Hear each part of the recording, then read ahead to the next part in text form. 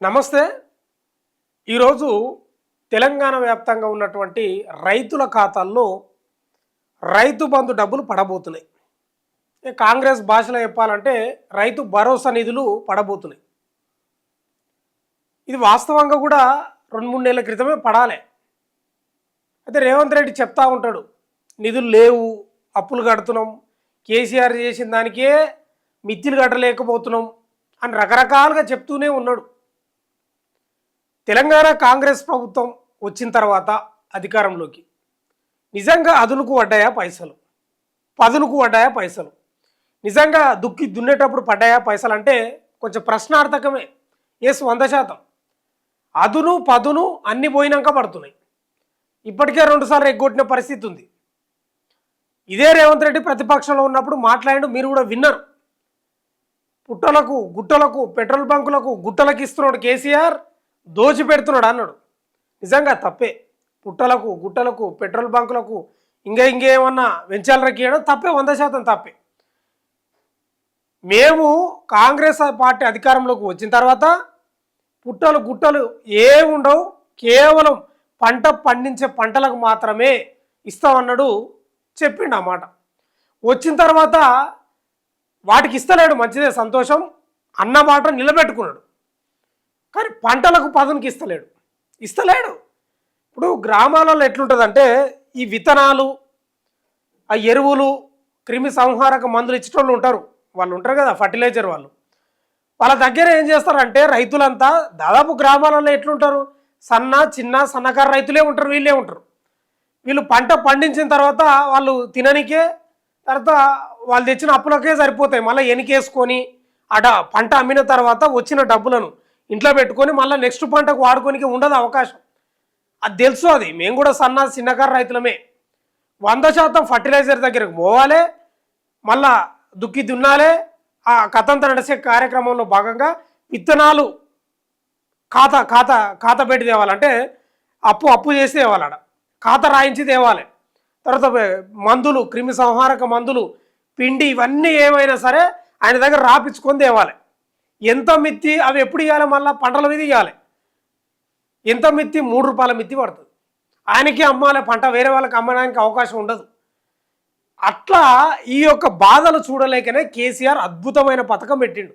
అందుకే మీరు గమనించండి, దాన్ని టచ్ చేస్తే తెలంగాణను టచ్ చేసినట్టే. అందుకే ఎవరు సాహసం చేయబోరు కూడా, ముందు కూడా. అంటే కేసీఆర్ చాలా ముందు చూపుగా, ఆయన కూడా వ్యవసాయదారుడే, పంటలు పండించటోడే కాబట్టి అరే రైతులంతా ఇబ్బంది పడుతున్నారని ఇచ్చిండు.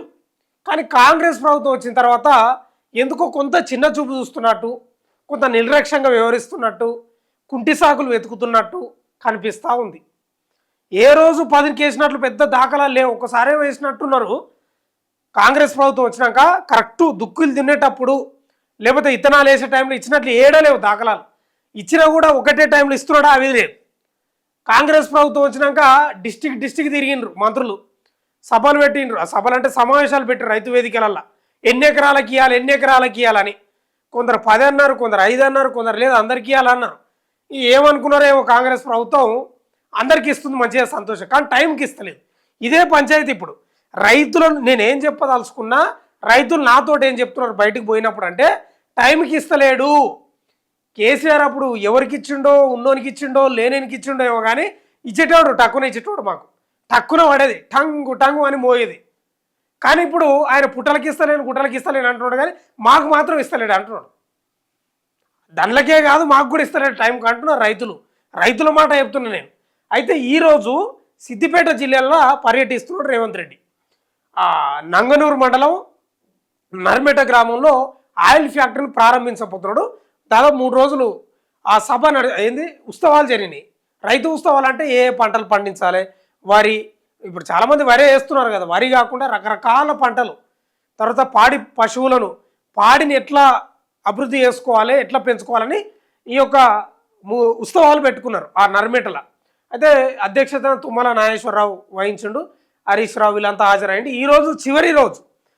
ఈరోజు ఆ ముగింపు సభకు రేవంత్ రెడ్డి పోయి అక్కడ ఆయిల్ ఫ్యాక్టరీ 300 కోట్లతో ఒకటి ఆయిల్ ఫ్యాక్టరీ ప్రారంభిస్తున్నాడు. చాలా పెద్దది, తెలంగాణలోనే అది చాలా పెద్దది. చాలా పెద్దది కదా, అదే మొదటిది అనుకుంటున్నా. అది ప్రారంభించి ఆ ముగింపు ఉత్సవాల్లో ప్రసంగించి రైతు బంధుకు సంబంధించిన డబ్బులు కటక ఒత్తుతాడు. అది ఉంటుంది కదా ల్యాప్టాప్ ఒత్తుతాడు. ఒత్తినప్పుడు పైసలన్నీ ఇక రేవంత్ భాషలో టకీ టకీ అని పడతాయంట. మరి అందరికి పడతాయంటే లేదు, అందరికి కాదంట. అందరికి కాదు, నీవు 30 ఎకరాలు ఉన్నా 1 ఎకరం ఉన్నా 1 ఎకరం వరకే పడతాయి.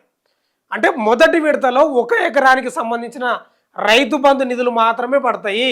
మరి రెండో విడతల మళ్ళీ 20 రోజులైనాక, మళ్ళీ మూడో విడతల మళ్ళీ 20 రోజులైనాక ఇట్లా ఉంది పరిస్థితి ఏంటంటే ఇట్లా విడతల వారీగా ఈ యొక్క నిధులను ఏర్పాటు చేసే ప్రయత్నం చేస్తున్నాడు రేవంత్ రెడ్డి. అయితే ఈ అంశంపై రైతులు కొంత గుర్రుగానే ఉన్నారు, కోపంగానే ఉన్నారు. మీకు డౌట్ రావచ్చు, ఈరోజు సభ జరుగుతుంది, నేను చెప్పేదే జరుగుతుంది చూడు. ఆ ముగింపు సభలో ఉత్సవాల సభలో రైతు బంధు అది స్విచ్ ఒత్తినాక ల్యాప్టాప్లో నిధులన్నీ టకి అని పడుతుంటాయి కదా మామూలుగా, విడుదలైతే నిధులు అట్లా అంటున్నారు. అయితే మరి ఇక సభ కింద గజం దుంకి తర్వాత జై రేవంత్ రెడ్డి నాయకత్వం వర్దిల్లాలే, మరి ఇదంతా బాగానే ఉంది కదా అని మీకు డౌట్ రావచ్చు. వీళ్ళంతా ఎవరు కాదు సుమా, రైతులే, వాళ్ళు కాంగ్రెస్ పార్టీకి చెందిన వాళ్ళు ఉంటారు అంతే. ఇంకా ఎక్కువ మాట్లాడితే కార్యకర్తలు, వాళ్ళు రైతులు కాదు గీతులు కాదు, ఇక కార్యకర్తలు కూడా ఉంటారు. వాళ్ళు గజం దుంకి ఇక సభ నినాదాలు కథ ఓరెత్తిస్తారు.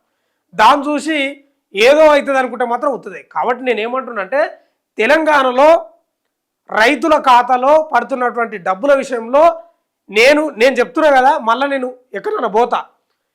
ఇప్పుడు ఈ రోజు పడతాయి కదా 1 ఎకరాకు, తెలంగాణ వ్యాప్తంగా రైతులకు 1 ఎకరా డబ్బులు పడతాయి కదా, 6,000 పడతాయి కదా. నేను పోతా మళ్ళీ ఒక 4-5 రోజుల తర్వాత గ్రామాలకు పోయేస్తా. రైతులతోటి నేను మైక్ పెట్టి మాట్లాడిస్తా. వాళ్ళతోటి ఏం దానికి ఇట్లా ఇచ్చిండు కదా, మరి ఇస్తున్నాడు కదా అని మాట్లాడిస్తా. వాళ్ళ వర్షన్ మీరు విందురు. 100% వ్యతిరేకిస్తున్నారు రైతులు, 100% వ్యతిరేకిస్తున్నారు. ఆనాడు కేసీఆర్ ఇచ్చినా కూడా 100 ఎకరాలు 50 ఎకరాలకు ఇస్తున్నాడన్నా కూడా కొంత డైజెషన్ కాదు అని ఉన్నారు. కానీ టక్కునిచ్చుకోవడం అనే ఒక భావన అయితే ఉంది. కానీ రేవంత్ రెడ్డిపై లేదు. ఎందుకంటున్నా ఈ మాట అంటే మనకు మాట వినిపిస్తూ ఉంటుంది. కేసీఆర్ గతంలో ఏమన్నాడంటే రైతు బంధు విషయంలో రైతు నిధులు రేపే పడతాయి, ఎల్లుండి పడతాయి, ఒక 4-5 రోజులు పడతాయని సభలలో మాట్లాడుతున్న క్రమంలో చెప్తుండే మీ ఫోన్లలో టంగు అని పడతాయని. కానీ రేవంత్ రెడ్డికి అది నచ్చనట్టుంది. ఆ టోను టంగు అనే టోన్ నచ్చనట్టుంది. నచ్చక ఆయన ఏం చేసిండు, టంగు కాదు టకీ అని పడతాయి అన్నాడు. అది టకీ లేదు టుకి లేదు, ఏడ ఉంది టకీ. అందుకే నేను అంటున్నా, ఇప్పుడు ఈరోజు సభ జరుగుతుంది కదా, కేసీఆర్ అన్నాడు ఏమన్నాడు, టంగు అన్నాడు. మరి మీరే చెప్పాలి, రైతులు చెప్పాలి, ప్రధానంగా రైతులు చెప్పాలి. టంగు అనే టోన్ బాగుందా, టకీ అనే టోన్ బాగుందా మీరు చెప్పాలి. నేను రాస్తున్నాడా టంగ్, ఇది టంగు అనేది కేసీఆర్ చెప్పేటోడు. తర్వాత రేవంత్ ఏమన్నాడు, అది నచ్చనట్టుంది ఆయనకు. ఆ టంగు అనేది నచ్చక టోను టకీ అని పెట్టిండు. టకీ మరి మీకు టంగు పడుతుందా టకీ పడుతుందా అర్థం కాలే. ఇప్పుడు రేవంత్ రెడ్డికి నచ్చలేదు, టంగు టోన్ నచ్చక టకీ పడతాయని చెప్పిండు. పడుతున్నాయనేది మీరే చెప్పాలి, అంతే కదా.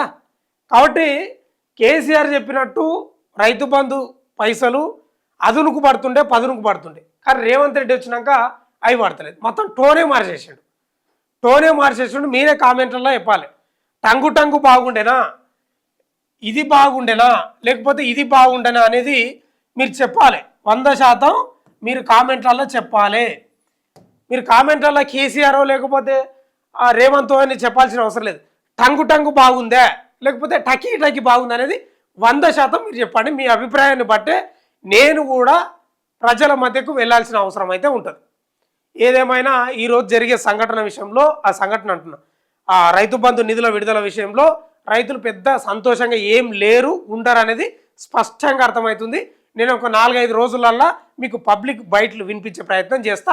మీరు కామెంట్లలో మాత్రం టంగు బాగుండేనా టకీ బాగుండేనా ఒకసారి కామెంట్ రూపంలో చెప్పండి. చూస్తూనే ఉండండి మన తొలి వెలుగు.